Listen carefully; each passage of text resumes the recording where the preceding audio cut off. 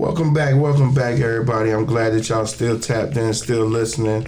Welcome back to With All Due Respect. I'm Robb Barber. That's Travis Bailey, and this is Nicki Lou.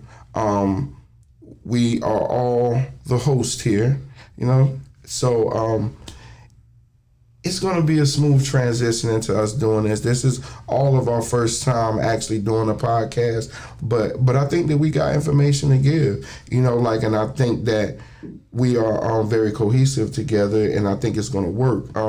In the earlier segment, they introduced themselves, and I did not introduce myself properly. Once again, my name is Robb Barber. I'm going to give a shameless plug to my body shop. I am a paint and body shop owner, and it is called the New Classic Paint and Body, 1782 Bingham Drive.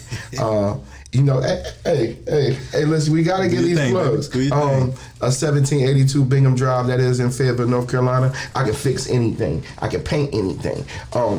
It just gives the opportunity for me to be able to do such, and I stand behind my work and give myself a lifetime warranty. I give every customer a lifetime warranty. I do nightclubs. I promote a lot of parties, things like that. So I'm kind of a big deal some days. Just a couple of days of the week, I'm a big deal. But if you ask my significant other, she's gonna tell you I'm not a big deal and I need to get over myself. So with that being said, man, we're gonna get back into the mix. And the mix was where we stopped was about Trav.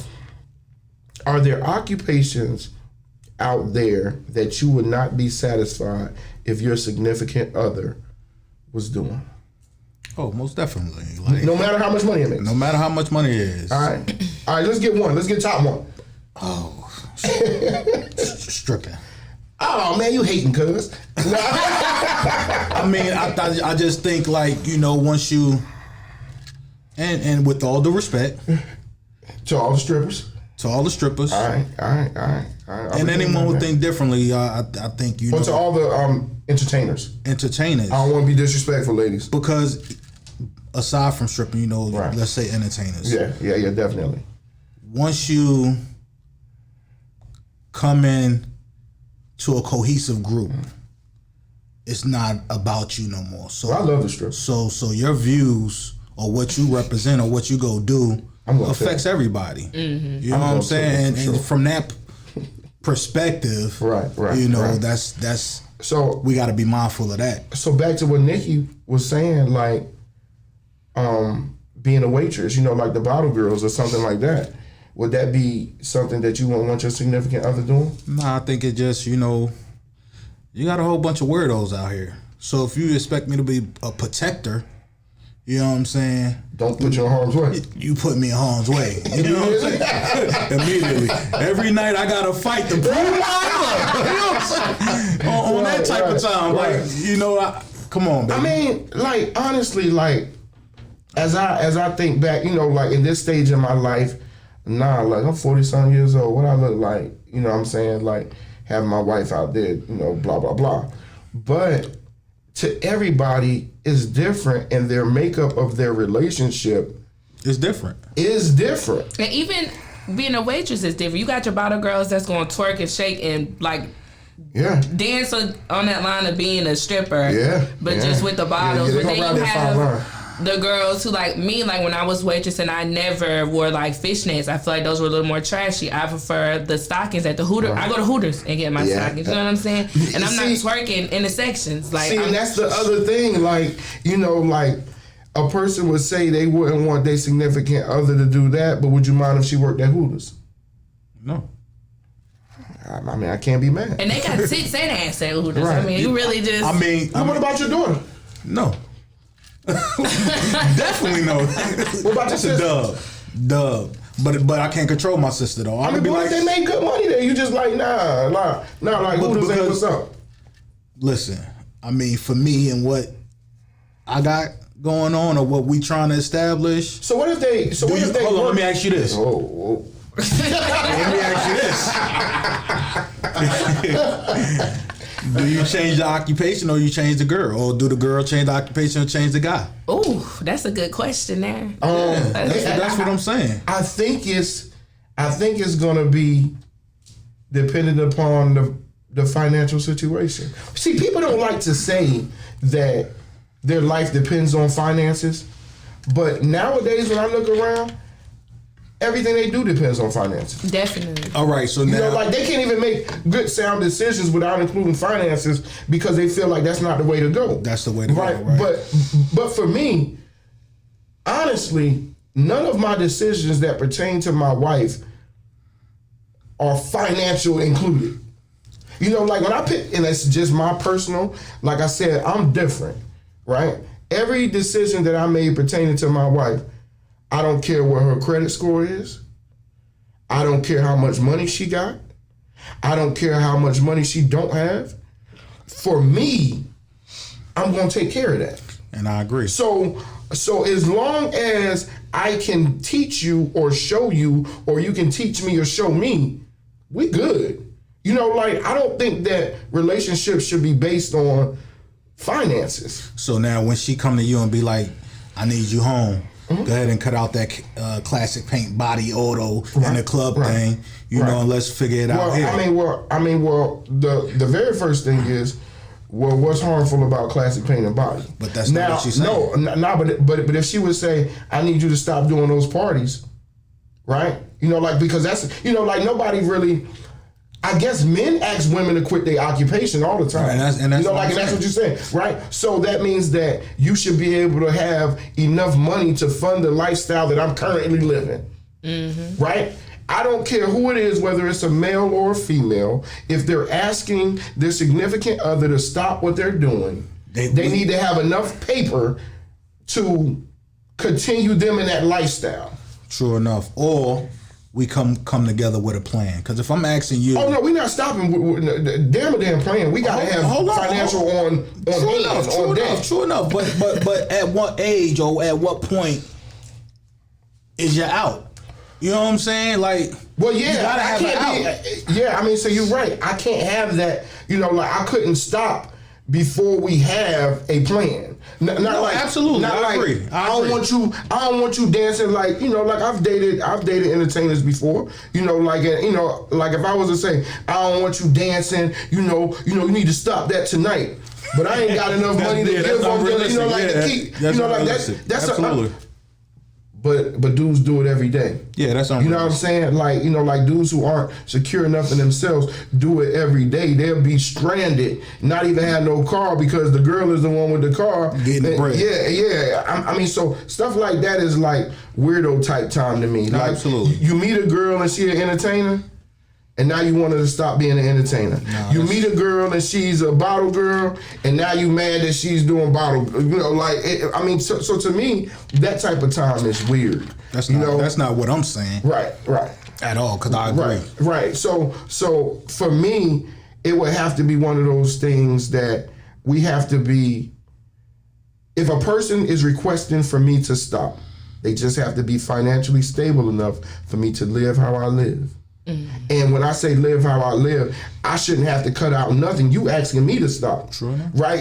So I can't say, hey baby, stop where you working at. I know you drive a Benz right now, but man, I'm gonna have to get you this new Volt. Now question. Right. Because in the beginning of the relationship, you ain't had a kids, you ain't had a big house, you ain't had all of these responsibilities. But I had the kids. Just saying. You know what I'm saying? About me. No. Just saying. No one in particular. Right. Okay. You know what I'm saying? Okay. But you go into a relationship without things that y'all accumulated during a relationship. Facts. So now that y'all accumulate these things, well. All right, so sidebar. That's one of those things that I was just in a conversation about, right? Because a lot of women, a lot of women that I know, they say, man, I wish I could find a guy like you, right? And I always kind of laugh and say, man, I used to be a piece of crap. Because it was just on the surface. Man, but women these days, in my opinion, they feel like they're too old to go through the trial and error period with a dude. You got to go through and get through. But I partially agree.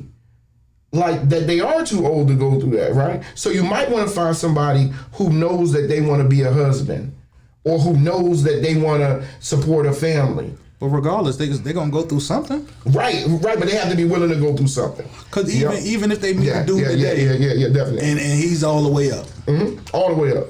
He's all the way up single. When I get with you, baby. Things might change. I tell people this all the time, like when they look at like single people, right? They live that lifestyle because, especially single with no kids, or single and don't take care of kids, because that's a realistic thing, right? So you're looking at this particular person. They single, they don't have no children or anything like that, and they don't have anybody that they take care of. All their money goes to them, right? So they can have everything top to bottom and mess it up and get it back, and they just got themselves to concentrate on. But I also think that the majority, and this ladies with all due respect, I think that the majority of women are terrible with picking dudes. What do you think, Nick? I mean, that's true, but then I also feel like a lot of females, when it comes to picking, we kind of get stuck with dudes in certain situations. How do you get pregnant, so now you gotta be my boyfriend because now we got that baby on the way. So now I'm stuck with your ass. You know what I'm saying? But let me say this: are you getting stuck, or are you sticking yourself?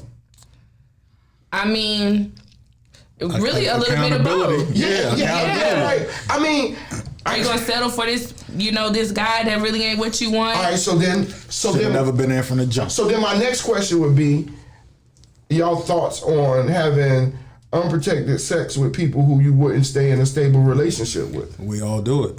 I mean, you gotta live a little now. But that's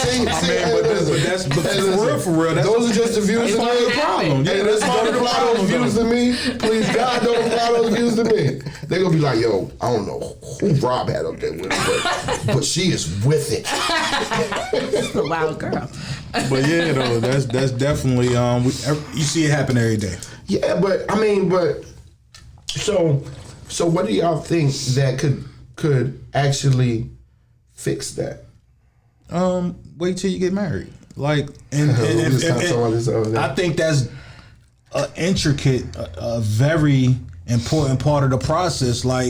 Because it takes the comparison out. If you already had, or if you never had, you wouldn't have nothing to compare it to. I mean, but is marriage as important in 2022 as it was? If you want to build a family, and if you have family aspects, and you want to have kids, and yes, all them kids you want to have should be in one household. All right. So what do you think about when people say like that the fellas wait till they get in their 40s and 50s and they want to get married, and why do you want to do all this before?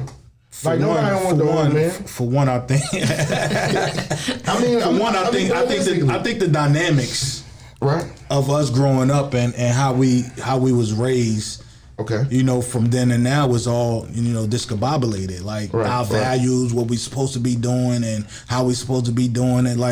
Ain't nobody going in the field no more to snap peas and collect, digging up worms to go fish and all of that. People are. Very few. Very few though. A lot of that's going on. We detached from a lot of things. We supposed Sundays dinner with as a family, Big Mama's house. Yeah. Everybody is independent now. Everybody's chasing the bag. Everybody, doing them things for themselves. Right. It's a selfish world now. So in the beginning, we kind of was saying the relationships or whatever, right? So I know you said God was your top side. Absolutely. After God, what relationship do you deem is the most important? My wife. Okay. I don't have a wife, but it would be my wife, and then my kids, and then my parents. Okay. And my siblings. And what relationship do you deem is most important? Definitely. Tell your truth now. Don't. I think my relationship with my kids are really at the top of the list for me. So were you ever a single mother? Yeah. That's why you think that? But also, I do women's hair, and I sit and have so many clients come through my chair from their mom trauma. Right. Like, and my mom's generation, is your mom single? No, just with all due respect. Well, she was married, partially, and then she was single, kind of dating here and there. I feel like that generations of moms are kind of tricky because they were still kind of finding themselves. And then even going back to when they were, in the field, grandma and grandpa, it wasn't a selfish time, but were they happy? Do you think, you talk to them when they get older and be like, why did, they have all this regret because they missed out on this because they weren't being selfish enough. Do you think that if your mother had a steady relationship, and I don't know whether she did or she didn't, but it doesn't sound like that, like that it was always there. So your mother and your father wasn't always together. But do you think that if they were always together and you grew up in that household, that your outlook on that relationship aspect would be different? Definitely. I feel like that affected a lot of how I came up, a lot of things I did as a teenager. You got a little bit of trauma with you, huh? Yeah. It's a lot because she wasn't a single mom, so she was working all day. So that exposed me to relationship with guys earlier that kind of affected a whole bunch of other stuff. So, that makes a big deal. Hold that thought process right there. We got to take this time out because this would be the area where we would be putting you guys out there who would like to be a sponsor, who would like to get product placement or whatever the case may be. This is the time and this is the area where we would say, hello, this is Rob from With All Due Respect podcast, and I would like to say that this particular dope soap is the best soap that I have ever used in the history of my life, and you should buy it too. And here goes the link to buy it. But we don't got those yet since this is the first episode, but we will have them pretty soon, and I already know how y'all coming about this podcast. So let us take a break, and we'll be right back then. With all due respect.